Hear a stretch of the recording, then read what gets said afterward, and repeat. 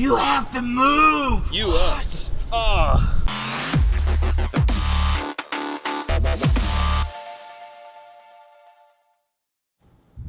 Hey there, everybody. Phil here for Android Central. This is another one of those weird things where we have a whole bunch of us in one place at one time.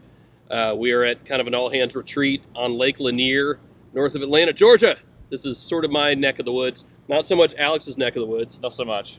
Not so much Andrew's neck of the woods. Not even close. Figured as long as we're here and we are finally post-embargo for the Galaxy S7, we should talk about it very briefly. And the big question I think everyone has on their minds is, which one should you get? Should you get the Galaxy S7 or the Galaxy S7 Edge? I've been using the GS7 Prime, as I've been calling it, proper. Geez. Horrible. I know, it's not a good name for it. Andrew's had the Edge. Andrew, which one do you want to go for? I want to go for the smaller one, even though I've been reviewing the large curved one. I believe that's actually pronounced Phil was right. Yes? Is that I don't know. right? I think you guys are crazy. Why? I'm gonna go ahead and say it. I think 5.5 is rapidly approaching what is just basically a normal phone size now. A lot of people really like that midway point between a small phone at 5 and a large phone at 5.7 to 6. I can agree with that. You get the benefit of the bigger battery, which is going to be huge for a lot of I people. mean, especially it's after not a the huge GS6. battery. It's 3,000 milliamp hours. 3,600. 3,600. Well, 36 yes. in the big one, yeah. Yes. So I think that's going to be a big deal for a lot of people. I think a lot of people are also just going to go for the Edge because it looks cool. And that's an important part of a phone for a lot of people. It doesn't really... I mean, it kind of serves a functional because you have the Edge features. But, you know... Maybe you're just going to ignore that. That's not really a logical decision you make at the point of purchase, right? You buy it because it looks cool. For me, I mean, look, this looks almost the same thing, just minus the Edge. By the way, Russell and Jerry, and I'm pointing at them interchangeably because they're basically the same person at this point, are standing behind the camera. They're snickering real hard. Yes, behind so us. they're having fun back there.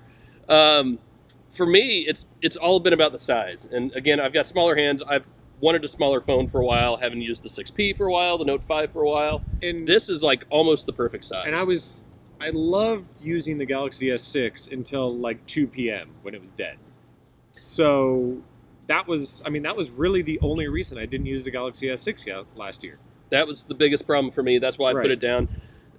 The GS7, I'm getting a good like 12 hours of like actual hard good use out of it, like at home. When you're traveling, it's not quite as good, and you're using it more, so I get that, but it's adequate is what I would call it. It's not outstanding.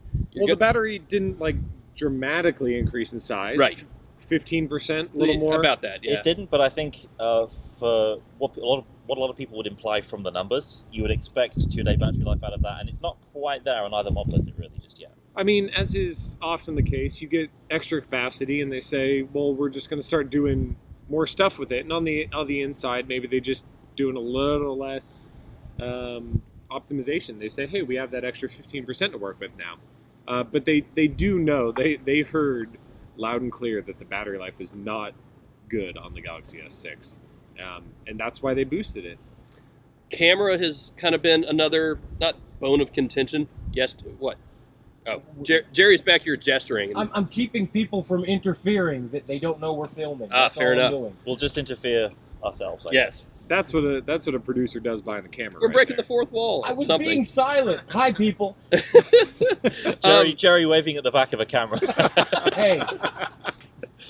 So, well, speaking of cameras, so camera's been kind of a bone of contention a little bit. I mean, it's not a bad camera by any stretch of the imagination. Oh, damning with faint praise. But yeah, like we have high standards for Samsung after their last camera. Samsung has high standards for Samsung. You look at the camera they had last year in all 4 of their phones. It was a really good camera, especially in daylight. And what we're seeing in this is in certain areas, especially with dynamic range, in shadows and daylight scenes, a little bit of mushiness. And just some situations where you would absolutely get a better picture of the GS6 than the GS7. Things have been turning kind of yellow for me as I'm taking a picture of an orange beer. And I mean, it depends on what light it's in, I think. And that's the easiest thing they can fix is the white balance adjusting. Wow. Oh, my goodness. Derek Kessler has joined us, boys and girls, and so, might or might not be sitting on Jerry's lap. We have a 360 camera right here, yes. So... Oh, thank goodness.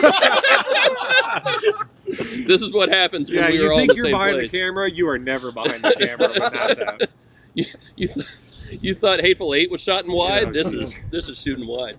Yeah, I mean, it's not a bad camera. But it's just a the little issue finicky, is that maybe. there are a couple little things, whereas last year we had to really stretch to find issues with the Galaxy S6 and Note 5's cameras, which are the same camera. So it's really weird that they just blew the whole thing up, went with a different lens, different style of sensor, along with people are going to focus on lower megapixels. It's only 12 megapixels. But it went to this was a different sensor, and so they need different firmware to crunch all that data that it pulls in. They can't just apply everything they used in the last year. It's more a case of the balance of what you can do with it has changed. With the GS6 series, which is what I'll call all four of these phones, it was really, really good in daylight. It was pretty damn good in low light. With this, I think they've definitely improved in low light. It was industry leading in low light. Yeah, absolutely. But I think for the relatively small, I will say relatively small improvement in low light, I don't think the reduction in quality in daylight is really worth it just yet. At least on the firmware that we're using, the early firmware. The always-on display has kind of been a non-starter for me. I'm going to turn it off tonight. I turned it off yesterday. Yeah. It just really wasn't is, doing anything for me. Yeah, it's like a less useful, because it's limited in the apps that it can show you, which is just... Well, we've been spoiled by what Motorola has done and what the new Nexuses offer, which is a really good, useful, just access to the notification shade in grayscale, waiting for you whenever you look at it. And this just shows you a clock and notifications from built-in Samsung apps only. I get that the idea is so you can get the time without turning on the entire display. I don't need to see the time quite that much. The I bigger just don't. issue for me is that, obviously we spend a lot of time sitting at a desk with it just sitting there. And of course, there are other places we can look for the time. But the big thing for me is that the phone vibrates and makes a noise, and I instinctively think, I can look at the phone now. And it shows you the time. And it just shows you the time. It doesn't show you that notification that just buzzed. By the way, you have a notification, and just in case you were wondering, it's 12:15. Right, you'll get it elsewhere on Motorola and the new Nexuses. You'll actually see that notification that came in. Marshmallow on it has been pretty good, actually. Yeah, pretty good. And we've actually been getting updates for the Note 5 GS6 Edge Plus today. Yep. Very much the same experience there, and really nice software. Yep. Use same animations. You get the revamped Samsung apps across both of them. I have not a huge change, but pretty good. I've still switched over to Action Launcher just because I'm used to it. I think it's a better launcher. I've actually kept it on the default launcher, and it hasn't infuriated me. Well, once again, you're wrong. That's a great... It's that simple. That's all I can... And the same thing has gone for the keyboard, which I've actually continued to use the Samsung keyboard, which is very shocking. This is the longest I have ever used a stock keyboard on a And phone. the funny thing is, it looks the same, which the looks weren't the issue before. It was just the prediction was really, really weird, and it seems to have figured it out somehow. For a little while now, Samsung was using SwiftKey's prediction. Officially, we can't say that Samsung is still using SwiftKey's prediction because nobody has said anything. But I think that there was just fine-tuning. When you're talking about a keyboard, you get really used to the one that you used. Right. I usually use Google Keyboard, you use SwiftKey. Yep. Other people use all different kinds of keyboards. And it's just, if you have a little difference in the way it predicts or how long it takes to predict or what happens when you long press certain keys, it's just muscle memory at that point. And I just haven't had these issues that I have before. The secondary keys aren't quite big enough for me. They're a little hard to see. But other than that, it's been really good. Hey, by the way, now is a perfect time to say that Daniel Bader, our newest hire, he's over here behaving himself, and I'm not sure if it's because he's new. You can see him behind our 360 cam, behind the fire. Through the fire. In his hoodie. Is he behaving himself because he's new or because he's Canadian? That's the question. Guess we'll find Probably out. both. He's not new to being a Canadian, though. That is true. He's been Canadian for a while. Anything else on the Galaxy S7? For me, this is kind of a must-buy at this point. Well, like if you're questioning it, just get it. Yeah, if you have a Galaxy S6, you're probably super mad about the battery life. Yep. And if you liked everything else about it, this is pretty easy. And it's also a huge upgrade if you're on a couple of cycles back. Oh, on yeah. a GS5 or earlier. Yeah, if you're on a GS5 or earlier, absolutely. Yeah, I know there are a lot of people that are going to say, "Oh, well, you can get the GS6 for a good deal now." Don't. It's just not worth it. Don't. It wasn't worth it then, and it's not worth it now. The other thing to remember, we haven't seen the G5 yet in much detail. That's a month out. We haven't seen the HTC 10, I guess, or whatever it might be called yet. Sure. We're still a month or two out on that. If you're perfectly happy with your phone now, maybe don't jump on this just yet, because we still don't know how they're going to measure up over time. But just as individual devices, they're really, really good. Of course, everybody's going to compare every single little thing when the G5 and HTC's phone, And then Motorola later in the year, surely. there's a lot of bloat on them. Samsung needs to sell their phones direct, period.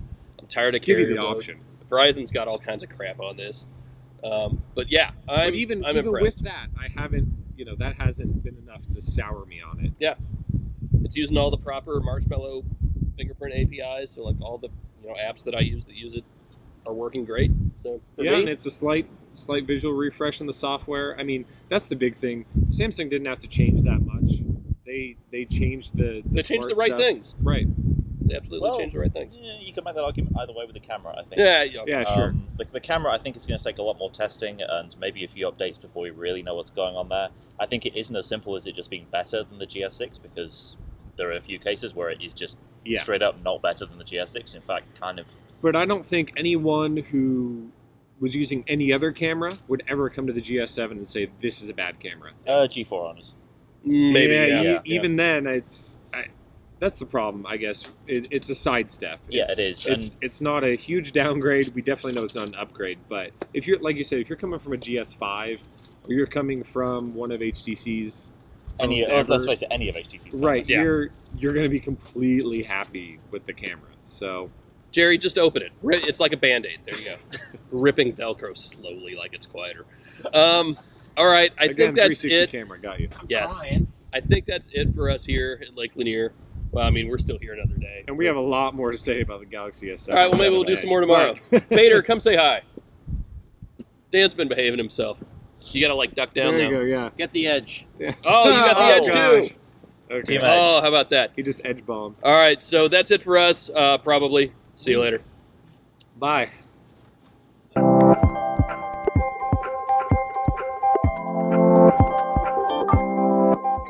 All right. Hi, people. I'm Jerry. I am formerly of Android Central. We're here at Lake Lanier in Georgia. And dude, this is an awesome place. It's cold. It's cold. I'm from up north and I'm freezing, but I'm out here without a coat on because I'm an idiot.